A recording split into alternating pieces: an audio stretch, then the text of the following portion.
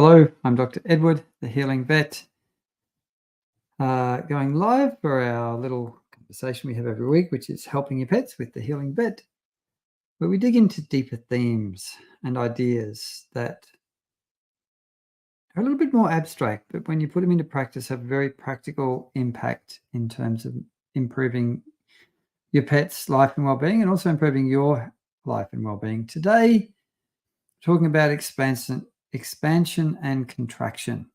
Now, all of life is continually expanding and contracting. Your heartbeat, expand to fill with blood, contract to squeeze the blood out, your breath in and out. Daytime, the sun comes up, that's an expansive energy. Then contraction, nighttime, where you go to sleep. The seasons, summer is expansive, and then you go to winter, which is a contraction type phase.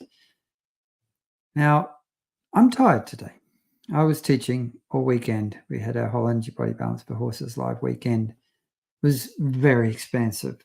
We had a group of people there. There was a lot of energy moving, interacting with horses, intense experiences, intense emotions, intense opening of hearts as we were interacting with the horses and going through the process of working with them.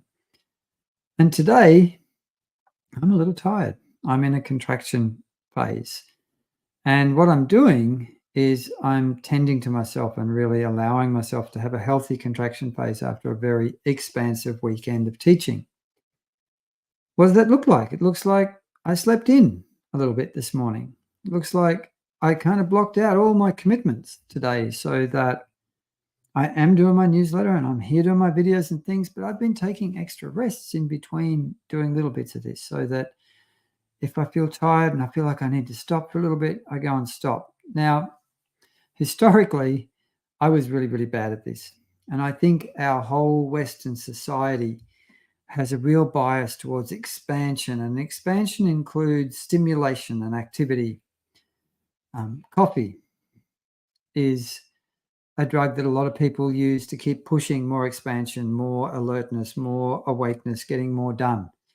And a lot of people, and historically me for sure, find contraction really difficult and they fight the contraction. I know that for a lot of my life, I fought contractions, healthy contractions in my life by taking a whole lot of stimulants, drinking a whole lot of coffee, trying to stay active, trying never to have this healthy stop, relax, let go, recover, rest, which is so, so important for us to have in our lives. It's really, really important that we have healthy phases of contraction in our life. And one thing I say is, if a woman has a child and they grow that child in their belly and the belly expands and expands and expands over the 9 months, then it's the contractions that birth that baby into the world. So I find that when I really take time to honor and allow myself to have healthy contractions, to rest, to not expect myself to be on full song after a big busy weekend or after a really expansive going to a festival or holiday or something like that,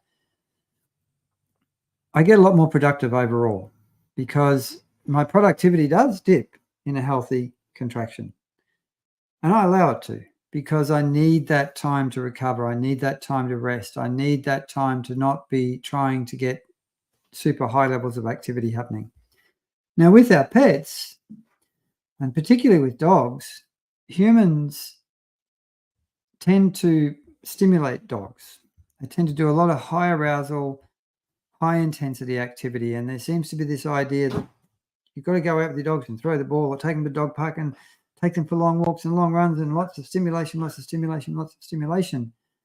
But one thing I've noticed is that it's really kind of rare for people to actually consciously teach their dogs how to relax, how to switch off, how to let go, how to be calm, and how to rest. And what I see with a lot of dogs is these dogs have never been taught how to. So they're hypervigilant, they're switched on, they don't have an off switch. This leads to anxiety, it leads to behavior problems, and it leads to chronic ill health over time because you need relaxation for the digestive system to work properly. You need downtime and relaxation for the immune system to be able to regenerate and heal and get the body into balance. So it's something that you really should focus on with puppies and dogs is taking time to really help them learn how to switch off and be calm. Structured, quiet time. And if, with Jem, my little puppy, who's, is lots of fun, getting into lots of trouble and climbing up on our desks and stealing things here as often as she possibly can. I caught her sneaking into Anthea's office just this morning very quietly because she thought I might just go in here and find something to play with and destroy.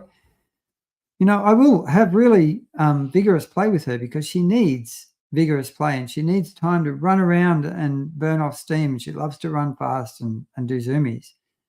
But after that, we'll come inside and I'll get her to come and sit on my knee and I'll contain her and hold her with me and use some relaxing touch, which sometimes she kind of says, no, I don't want to relax. I want to stay crazy. I want to stay active. I like being crazy because it's kind of addictive to be in these stimulated, aroused, expansive states of consciousness.